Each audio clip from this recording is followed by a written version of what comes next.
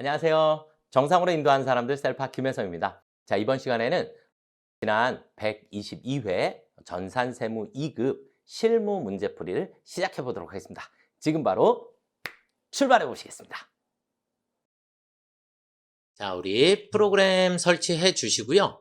우리전자, 122회 백데이터 설치 다 되셨죠? 네. 자, 바로 풀이 들어가 보겠습니다. 자, 우리전자이고요. 우리 회사 이름은 우리전자이고, 회계기간은 25년 1월 1일부터 12월 31일까지 제조 및 도소매업을 주업으로 하는 중소기업에 해당한다. 이렇게 되어 있습니다. 자, 일반 전표서부터 바로 들어가서 풀이 시작해 보도록 하겠습니다. 1월 15일 주식회사 전산에게 빌려준 대여금의 이자 수입에 대하여 원천징수 세액 27만 5천 원을 차감했다 이랬어요.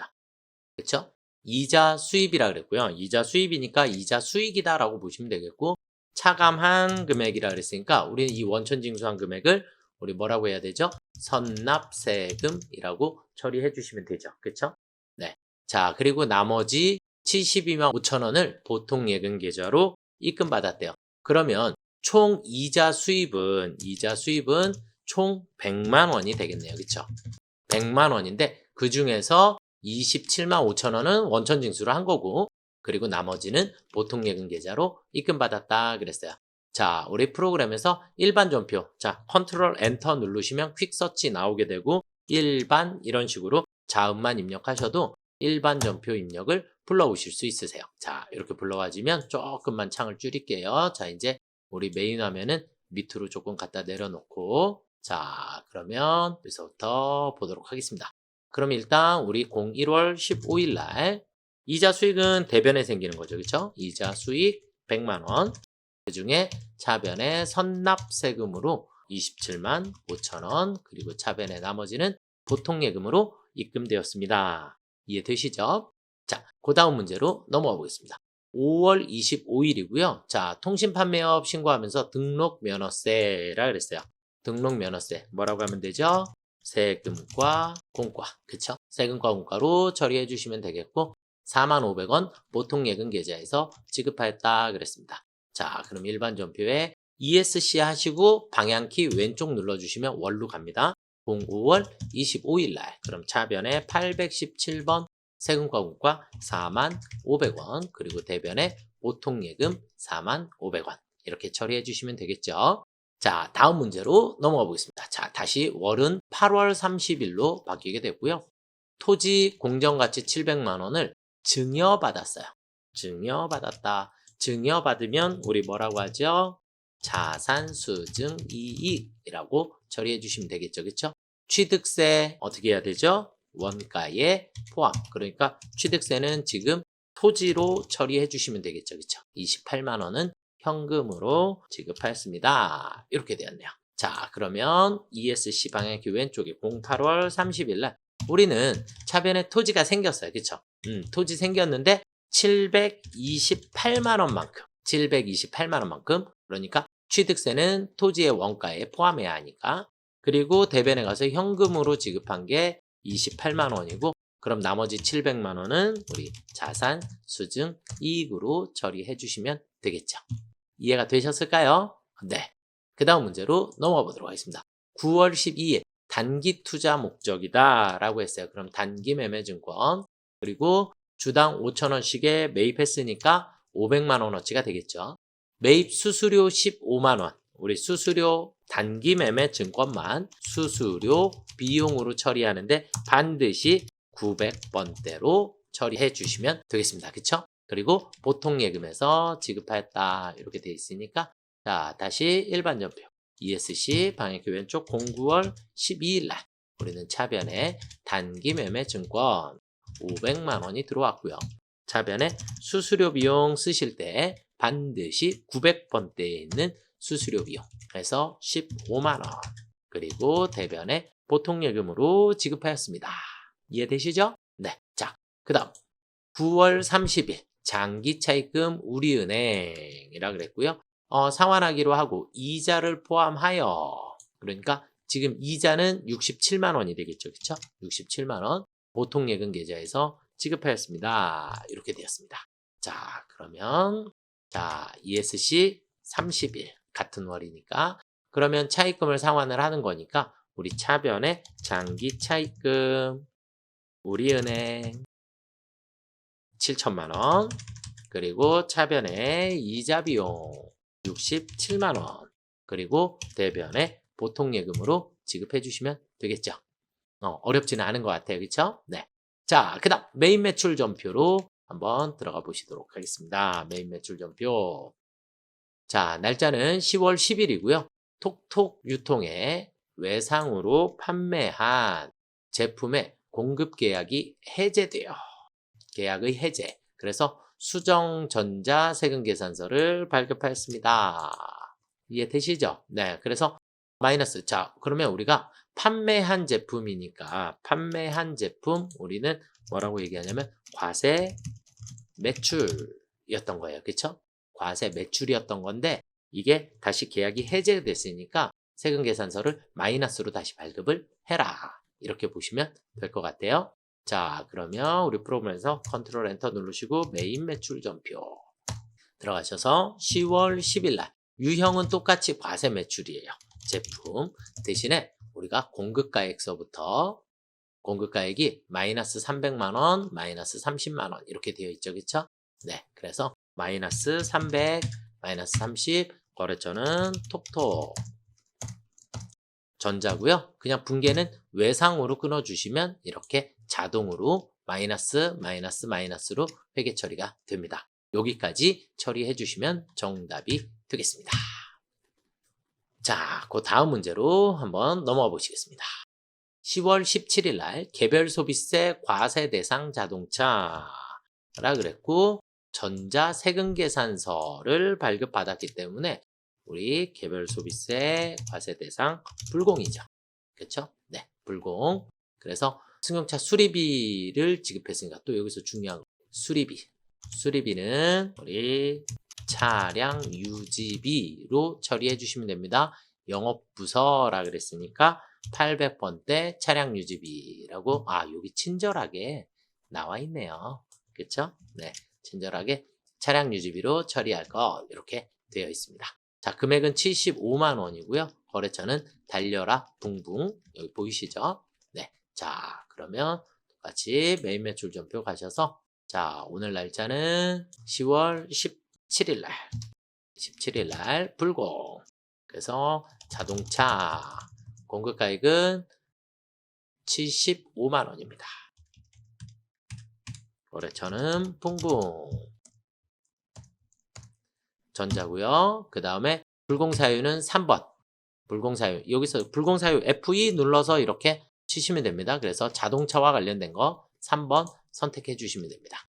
구입, 유지, 임차. 네. 그래서 자, 분계는 한 달 후에 지급하기로 했으니까 혼합.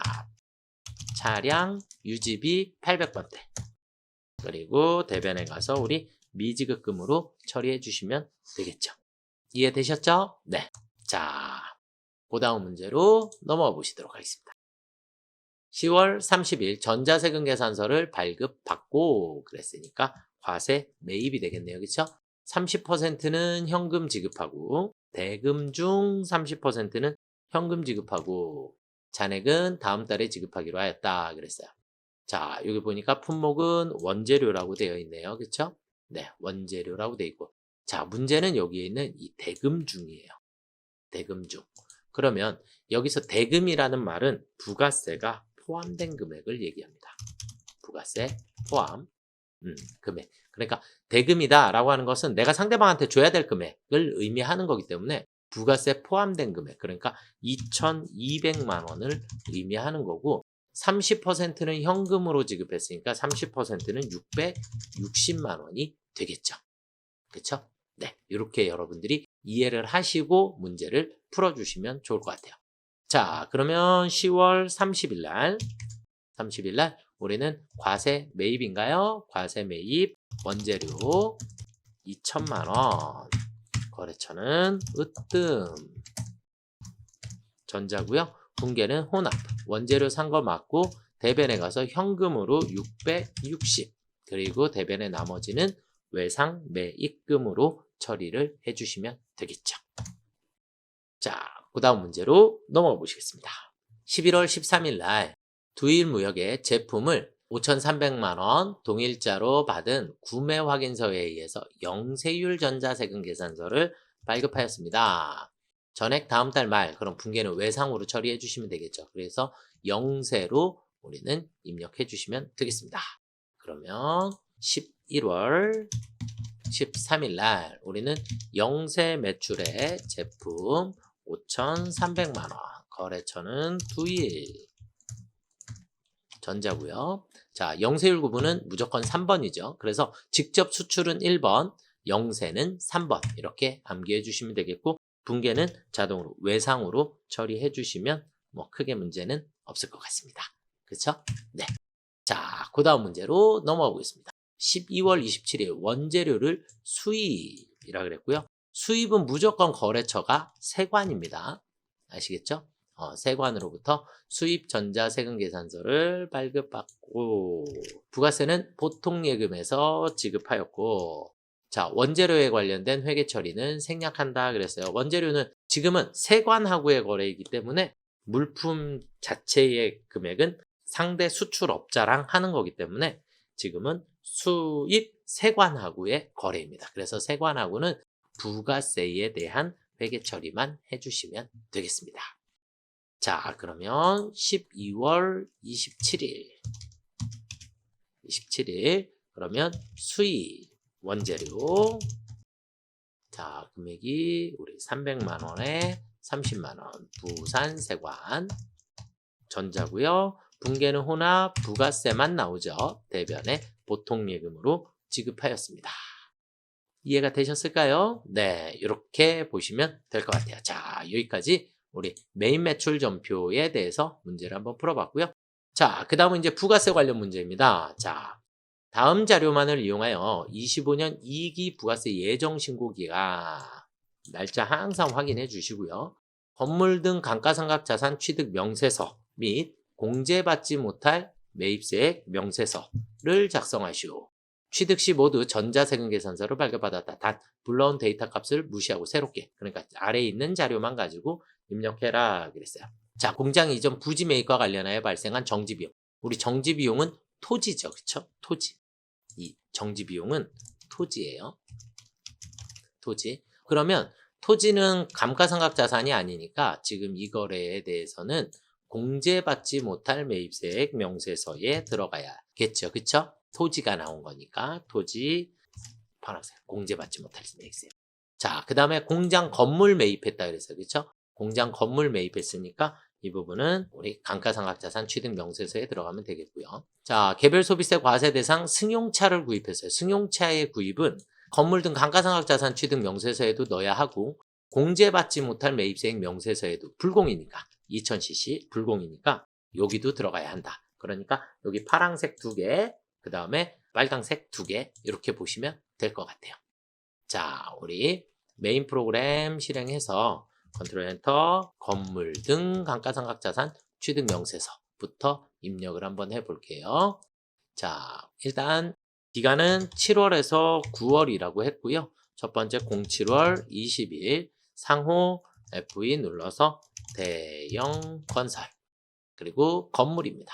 그렇죠? 건물 공급가액은 6천만 원. 자, 그 다음 두 번째는 09월 08일 날이 되겠고요. 거래처는 하나상사 승용차니까 차량 운반구 3번으로 처리해 주시면 되겠고, 2천만 원에 200만 원. 여기까지 저장해 주시면 정답이 되겠고요. 자, 그 다음은 공제받지 못할 매입세액 명세서에 들어가셔서 07월부터 09월, 그리고 이번에는 2개 토지, 그래서 토지의 자본적 지출 관련 한매 900만 원에 90만 원 처리해 주시면 되겠고, 승용차 개별 소비세 부과대상 승용차 한매 2천만 원에 200만 원 이렇게 2개를 입력해 주시면 정답이 되겠습니다. 여기까지 저장. 이해되셨죠? 네. 그래서 지금 여기 있는 9월 8일 거래만 두 군데에 동시에 들어간다 라고 보시면 되겠고, 여러분들이 구분을 조금만 해주시면 좋을 것 같습니다. 자, 다음 문제로 한번 넘어가 보시겠습니다. 25년 제1기 부가세 확정신고 기한에 이렇게 돼 있어요. 부가가치세 신고서를 작성하라 그랬고 과세표준 명세를 포함하라 그랬어요. 이건 아마 처음 나온 것 같아요. 그래서 과세표준 명세가 전표를 입력하면 자동으로 다 작성이 되는데 수기로 입력을 하다 보니까 자동으로 작성이 안 되니까 이 부분은 제가 조금 더 신경 써서 설명을 조금 더 드려볼게요. 아시겠죠? 이제 처음 나왔으니까 앞으로도 계속해서 나올 가능성이 조금 많다라고 보시면 될 것 같고요. 문제 이제 하나씩 살펴보도록 하겠습니다. 자, 전자세금 계산서 발급분 과세 매출액. 그래서 과세 매출, 영세 매출액. 그래서 영세 매출, 이 면세 매출액. 이 부분이 이제 얘가 이제 이 과세 표준 명세에 부가세 신고서에는 안 들어가니까 면세는 부가세 신고서에 안 들어가요. 그리고 과표 명세에만 입력해 주시도록 되어 있습니다.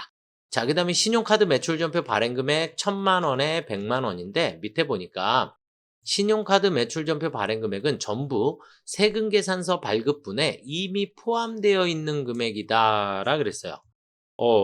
그러면 세금계산서 안에 이미 포함되어 있기 때문에 신용카드는 별도로 추가로 또 쓰시면 안 됩니다. 입력 자체를 하시면 안 되는 거래입니다.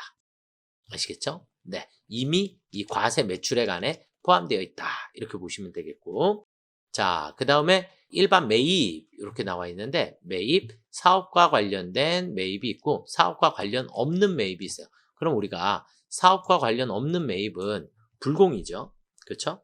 네, 이 부분은 우리가 불공으로 처리해 주실 거고, 불공. 그 다음에 그러면 일반 매입에는 금액을 어떻게 써야 되죠? 불공 포함해서 같이 쓰셔야 됩니다. 그렇죠? 그래서 불공은 넣었다 빼주셔야 합니다. 그래서 일반 매입은 2억 6천만 원인 거고, 그 다음에 불공은 한 번 더 1,000만 원 입력해 주시면 되겠고요. 고정자산 매입은 고정자산 매입에 입력해 주시면 되겠고요. 자, 그 다음은 신용카드 사용 매입분인데 일반 매입은 사업과 관련된 매입만 일반 매입에 해당하는 거고요. 사업과 관련 없는 신용카드는 입력 자체를 하지 않습니다. 입력 자체를 하지 않고 고정자산 매입은 고정자산 매입에 넣어주시면 되겠고요. 세금계산서 발급 전송은 정상적으로 이루어졌다라 그랬고 예정신고 시 미환급세액, 예정신고 미환급세액이라고 하는 거 입력해 주셔야겠고요. 부가가치세를 직접 전자신고한다라 그랬어요. 그러니까 전자신고하게 되면 우리는 전자신고세 공제 10,000원을 추가로 입력해 주시면 되겠죠. 그렇죠? 세부담 최소화하도록 작성하고 과세표준 명세 수익금액 제외에 해당하는 금액은 없고 반드시 작성하기로 한다 그랬어요. 자, 이제 이 부분이 우리한테 조금 숙제로 되겠네요. 작성을 해본 적이 없으니까. 자, 우리 위에서부터 순서대로 일단 부가가치세 신고서를 불러오겠습니다. 부가가치세 신고서 1기 확정이니까 4월에서 6월로 들어가시면 이렇게 깨끗하게 나와 있겠죠. 여기 이제 과표 명세라고 하는 걸 작성을 할 건데 부가세 신고서를 다 작성하고 난 이후에 작성해 보도록 하겠습니다. 자, 첫 번째는 과세 매출. 그래서 5억 7천만 원 넣어주시면 되겠고 영세 매출 여기 5번이 되겠죠? 5천만 원 넣어주시면 되겠고 면세 매출액은 과표 명세에 들어가는 거예요. 잠시 후에 입력하도록 하겠습니다. 자, 그 다음에 일반 매입이 여기 10번에 일반 매입이 2억 6천만 원에 부가세 2,600만 원이고 그 다음 불공 여기는 지금 17번으로 되어 있네. 16번. 네. 그래서 여기에다가 1,000만 원, 네, 100만 원 넣어주시면 되겠고요. 아시겠죠? 자, 그 다음은 고정자산 매입이 1억 원이 있네요. 그렇죠? 고정자산 그러면 12번이네요. 여기 12번에 1억 원 1,000만 원 넣어주시면 되겠고요. 자, 그 다음에 신용카드 매입은 여기에 네, 지금은 15번에 있고 이쪽에 14번이라고 되어 있죠. 원래 14번이었는데 여기 수출기업 수입분 납부 유예가 있어가지고 그래서 우리가 여기 있는 게 번호가 하나씩 밀린 것 같아요. 자, 그러면 일반 매입에 900만 원에 90만 원 그리고 고정자산 매입에 500만 원에 50만 원 넣어주시면 되겠고 예정신고 시 미환급세액, 여기 예정신고 미환급세액 아까 200만 원이 있었고요. 그 다음에 전자신고, 바로 여기 위에 보시면 전자신고 10,000원까지 넣어주시면 정답이 되겠습니다. 그래서 토탈 납부해야 할 세액은 1,859만 원이 나왔습니다. 그래서 1,859만 원이 나와 있는 상태고, 자, 이제 우리 과세표준 명세를 한번 들어가 보도록 하겠습니다. 과표명세. 자, 우리는 확정신고기한이고요. 확정신고기한이고, 자, 과세표준 명세에 일단 첫 번째는 매출을 의미하는 거예요. 과표의 매출. 그래서 여기 있는 9번에 있는 6억 2천만 원. 이 9번에 있는 합계공급가액 6억 2천만 원을 넣어주시면 되겠고, 면세사업 수익금액. 이것 때문에 우리 아까 여기에서 면세 매출액이 100만 원이 있었습니다. 그래서 면세사업 수익금액이 100만 원. 그러면 계산서를 발급했나요? 그렇죠. 계산서 발급 금액에 100만 원. 이렇게 넣어주시면 되겠습니다.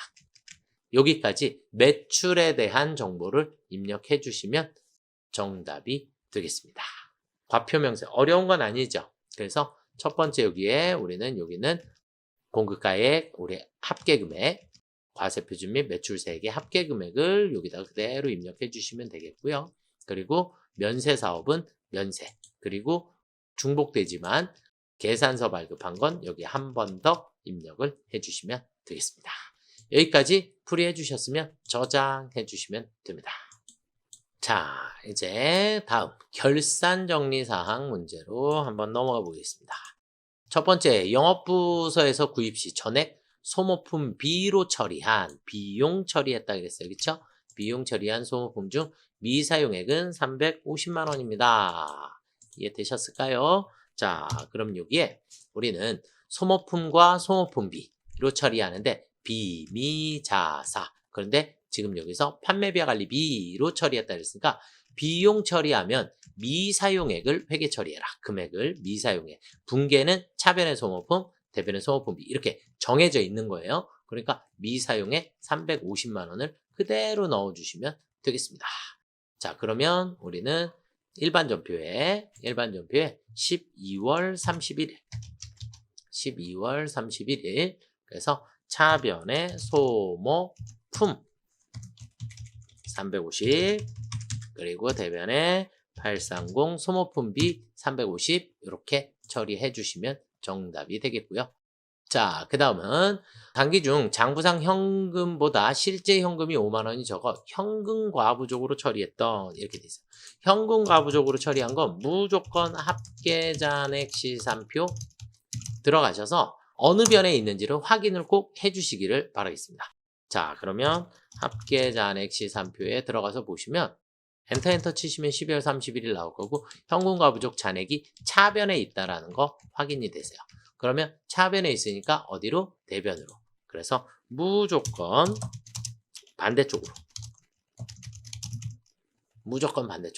그러면 자, 우리 볼게요. 대변에 무조건 현금 과부족 5만 원입니다. 그리고 차변에 가서 영업부 직원의 식대 간이 영수증 그랬으니까 차변에 811번 복리후생비로 3만 원. 그리고 나머지는 원인을 알 수 없다 그랬는데 마이너스로 처리됐으니까 무조건 차변에 손실. 마이너스는 무조건 손실. 그래서 잡손실이라고 넣어주시면 되겠고요. 자, 그 다음은 매도 가능 증권이라고 한번 볼게요. 자, 올해 취득했고요. 취득 주식수는 2,000주. 그 다음에 취득가액은 5,000원 그랬어요. 그러면 그런데 여기 보니까 취득 시 거래 비용으로 60만 원이 발생하였다라고 돼 있네요. 그렇죠? 그러면 우리는 2,000주 주당 5,000원이니까 취득가액이 1,000만 원. 거기에 플러스 재비용 60만 원을 포함해야 하니까 우리 1,060만 원이 취득원가예요. 그렇죠? 그런데 기말 현재 1주당 공정가치는 5,500원이래요. 5,500원. 그러면 얘가 얼마가 되었다? 1,100만 원이 되었다. 그러면 우리는 1060만 원짜리가 취득원가 1060만 원짜리가 1100만 원이 됐으니까 우리 40만 원만큼의 평가 이익이 생기면 되겠죠. 그렇죠? 네. 자, 그러면 우리는 차변에 매도 가능 증권 무조건 178번 쓰셔야 합니다. 그리고 여기에 비유동 자산이라고 되어 있습니다. 우리 123번은 당좌 자산이에요. 당좌 자산이고 178번은 투자 자산으로 분류되어 있는 거고. 그래서 비유동 자산이니까 178번으로 확인해 주시면 되겠고 40만 원 그리고 대변에 매도 가능 증권 평가 이익이 40만 원이 생겼다라고 보시면 될 것 같아요. 이해되시죠? 네. 자, 그 다음 퇴직금이 나왔네요. 퇴직급여 추계. 그러면 무조건 우리 어디로 가야 되죠? 결산자료 입력. 결산자료 입력으로 가셔서 엔터 치시면 전체가 나오게 되고 퇴직급여 충당 부채는 그냥 우리 여기 퇴직 충당 누르셔서 500번대 제조부의 추계 그대로 여기 있는 추계 그 다음에 1억 3천만 원 이렇게 순서대로 여기 있는 설정 전은 여기 있는 잔액이에요. 맞는지만 확인만 해주시기만 하면 됩니다. 그래서 우리는 여기는 추계액을 무조건 입력해 주시면 된다 라고 보시면 될 것 같아요. 아시겠죠? 네.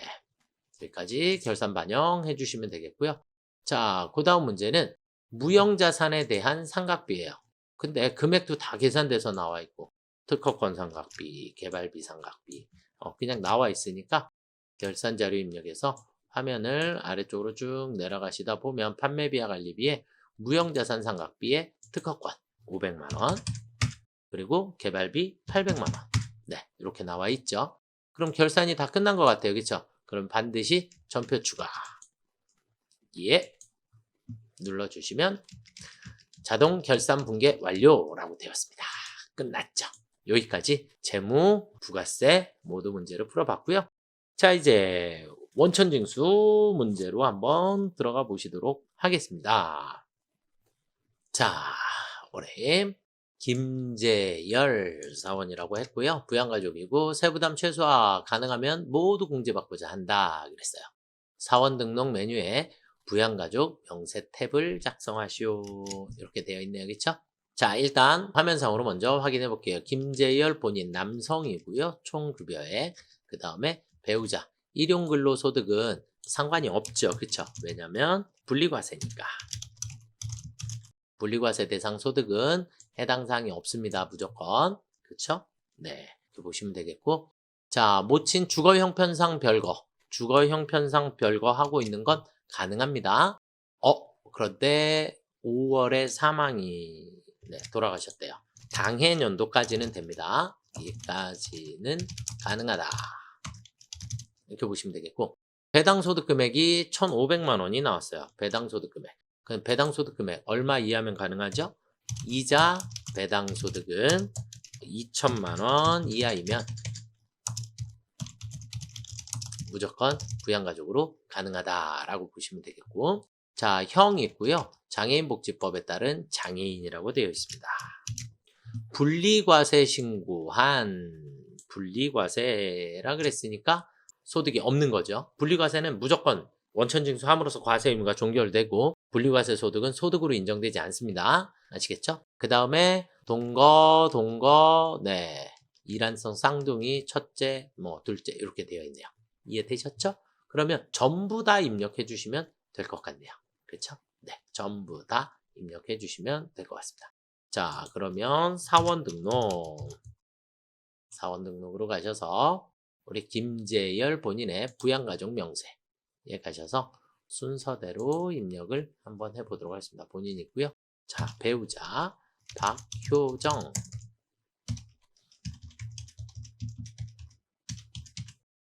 배우자고요. 그 다음에 모친 이혜영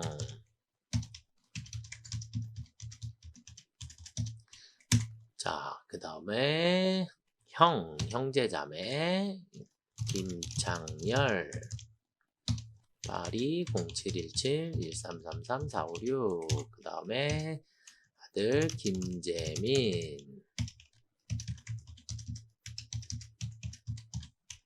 그 다음에 딸 김재은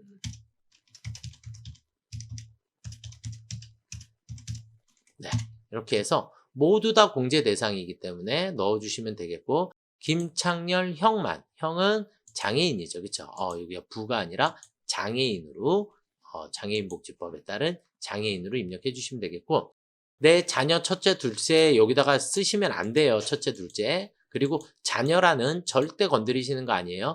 나이가 되면 자동으로 알아서 들어옵니다. 아시겠죠? 여기에 보시면 자녀세 공제는 8세 이상 20세 이하의 자녀인 경우 공제받을 수 있습니다. 그러니까 7세라 자녀가 안 뜬 거예요. 그러니까 전혀 신경 쓰지 않으셔도 되겠고, 출산, 입양은 올해에 출산했거나 입양했을 때만 첫째, 둘째를 여기다가 쓰시는 거예요. 그러니까 18년도에 출산한 거니까 여기다가 쓰시면 안 되겠죠. 그렇죠? 그래서 장애인까지만 체크가 되어 있으면 정답이 되시겠습니다. 자, 그 다음은요. 원천징수 이행사항 신고서를 조회하여 마감하래요. 마감하고 홈택스에 전자신고하시오. 총 지급액 뭐 다 되어 있을 거고요. 마감서부터 순서대로 진행하시면 되겠고, 비밀번호 555-777-000 이렇게 하라 그랬으니까 이렇게 해주시면 되겠죠. 자, 그러면 컨트롤 엔터 눌러서 원천징수 이행상황 신고서를 들어가 보시게요. 자, 11월이라 그랬고요.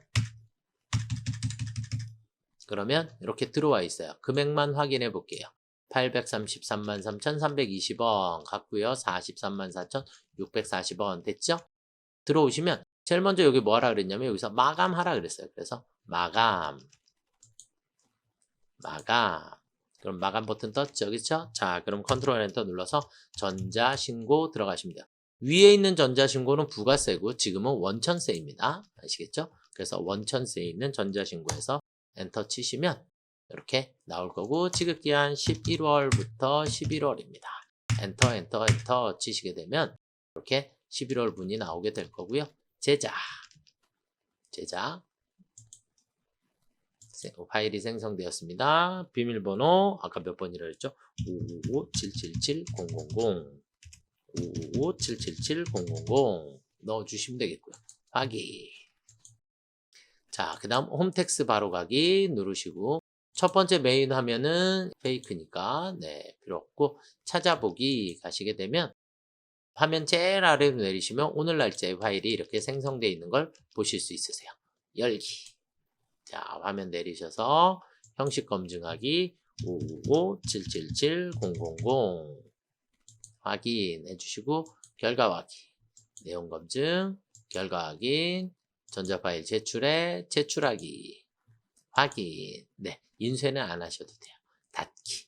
여기까지 해주시면 전자신고가 모두 끝났습니다. 자, 이제 마지막 연말정산으로 가보도록 하겠습니다. 영업부 재직 중인 김민지 사원이라고 했고요.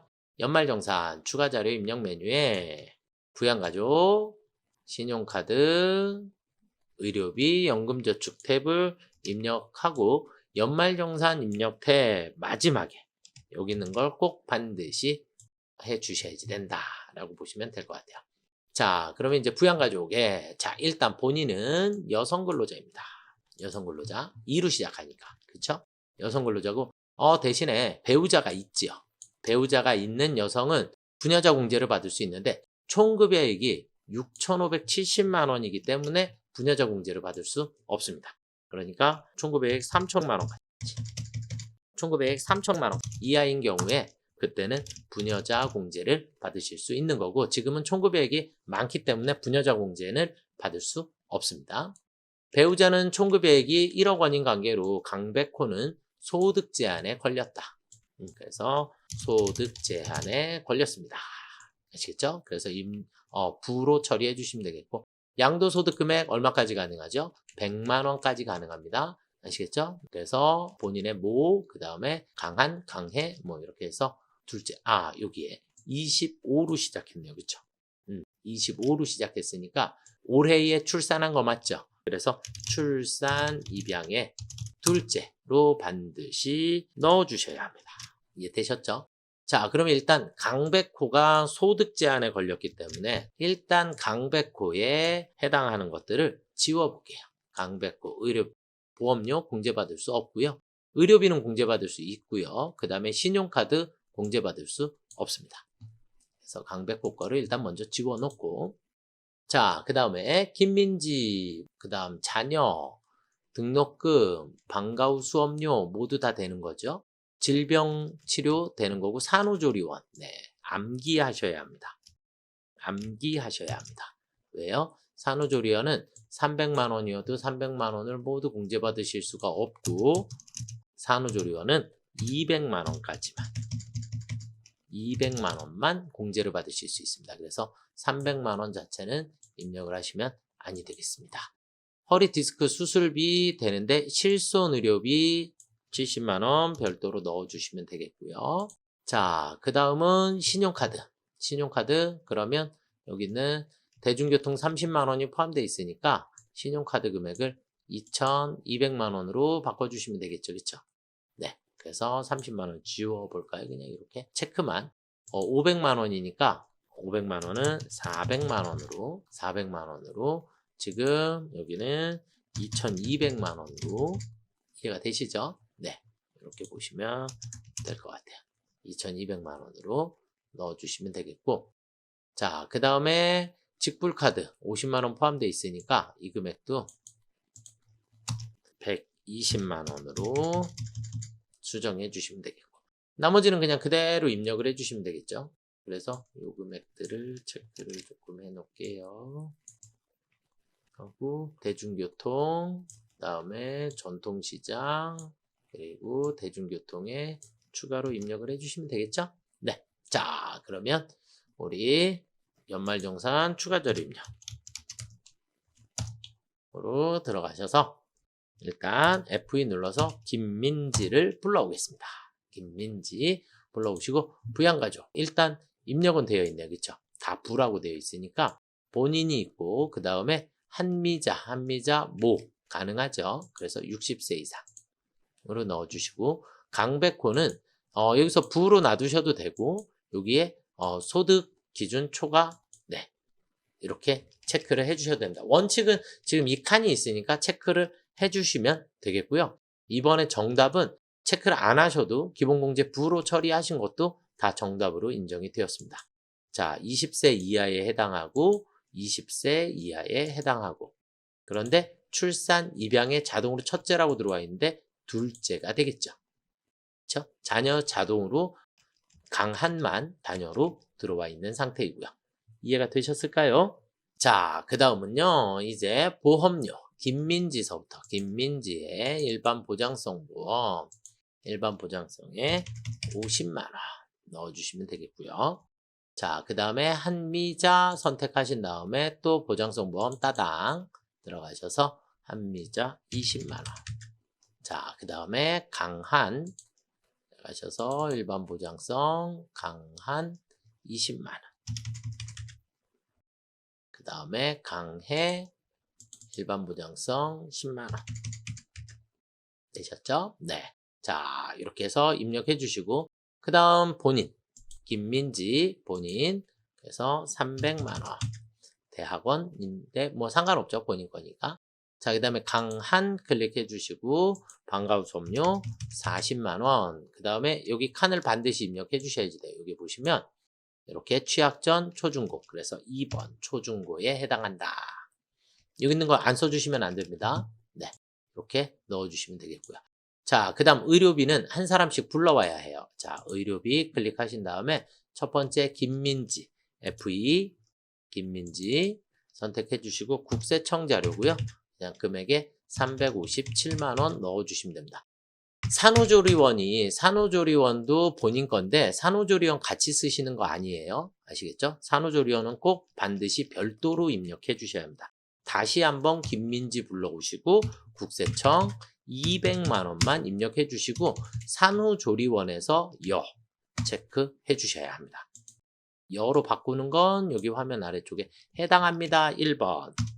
아시겠죠? 그래서 이렇게 산후조리원은 항상 별도로 입력한다 라고 보시면 되겠고, 자, 한미자 F2 한미자 클릭해 주시고 국세청 자료이고요. 금액은 130만 원, 실손 수령액 70만 원 이렇게 넣어주시면 되겠고, 다시 FE 강한 국세청 그래서 53만원 그 다음에 강해 국세청 60만원 이렇게 넣어주시면 되겠죠. 그렇죠? 네. 자, 그 다음 신용카드로 넘어가 보시겠습니다. 신용카드 첫 번째 김민지의 신용카드 사용액은 2,200만원 대중교통이 30만원 이해되시죠? 자, 그 다음에 한미자는 직불카드 400만원이고요. 그 다음에 전통시장에서 100만원. 그 다음에 강백호는 안 돼요. 그 다음 강한의 직불카드 120만원, 대중교통이 50만원 이렇게 입력해 주시면 되겠죠. 이해가 되셨을까요? 네. 자, 그 다음은 이제 마지막인가요? 연금저축 1번에 가셔서 본인의 퇴직연금계좌 2025년 퇴직연금이라고 되어 있으니까 퇴직연금 들어가셔서 FE 눌러서 하나은행 KEB 하나은행 계좌번호는 323-910-522-32701 납입금액은 300만원입니다. 이해되시죠?